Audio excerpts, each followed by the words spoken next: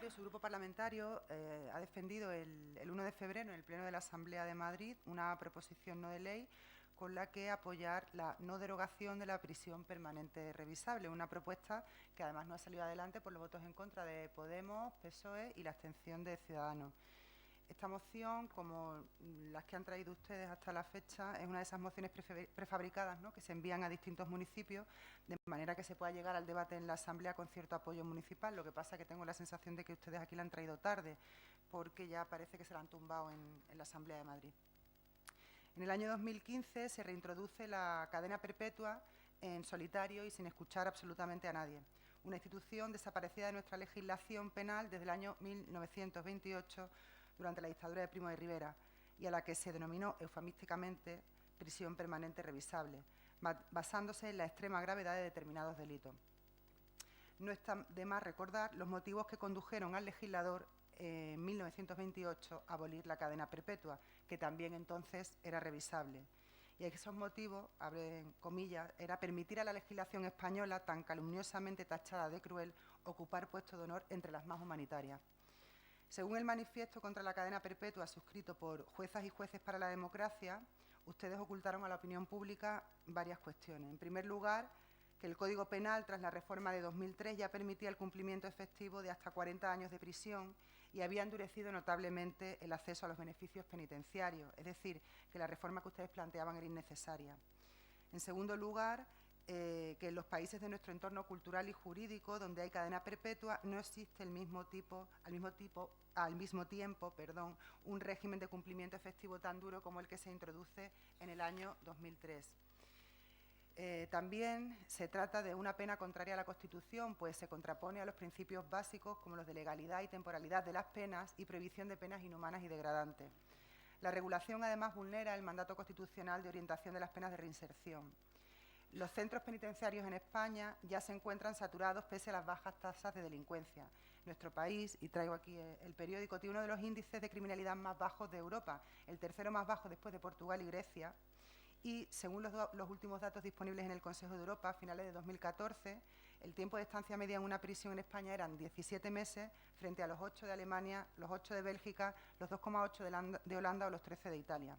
Y, por último, que la esperanza de alcanzar la libertad a través de la revisión de la pena es ficticia, lo cual vulnera el Convenio Europeo de Derechos Humanos. Todos estos son los argumentos que esgrimen, como les digo, jueces y juezas para la democracia.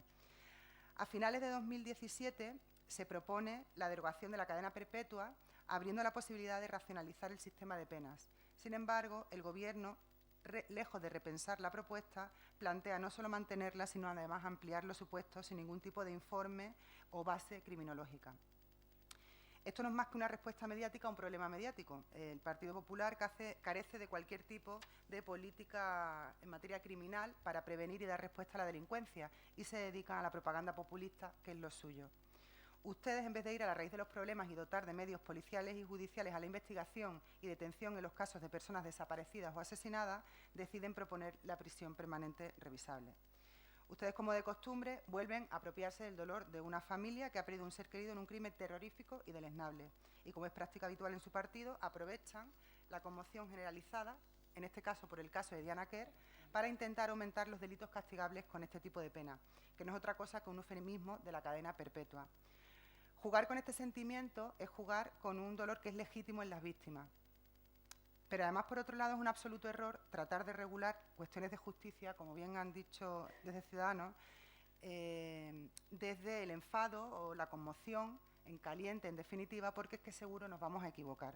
Este tipo de cuestiones exigen racionalidad y templanza, por un lado, y por otro, ser absolutamente generosos y honestos, por otro, para ser capaces de no ver en esto una oportunidad de rédito partidista. Con esta propuesta, el Partido Popular está descuidando cualquier pretensión preventiva del derecho penal al convertir las penas en un instrumento de venganza.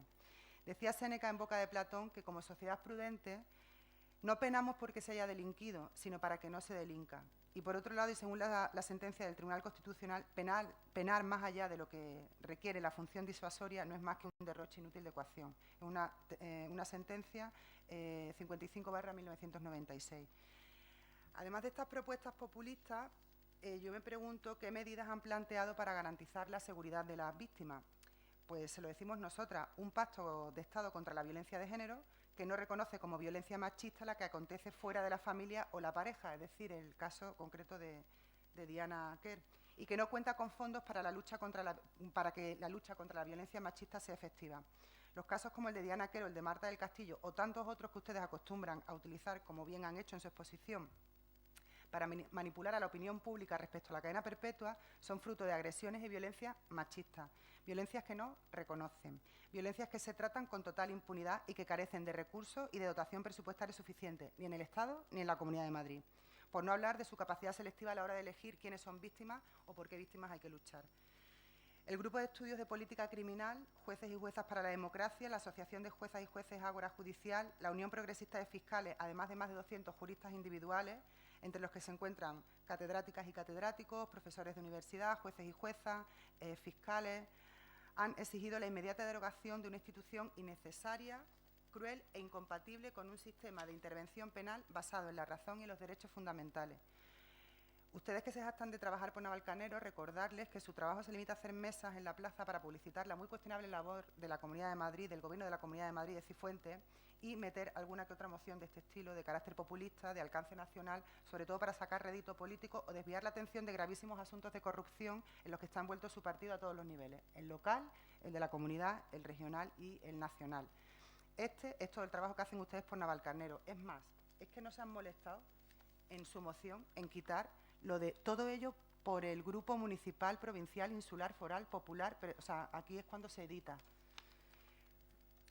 ¿De verdad les parece oportuno con la que está cayendo aquí en Navalcarnero que el Partido Popular de Navalcarnero venga a tratar este tipo de asuntos?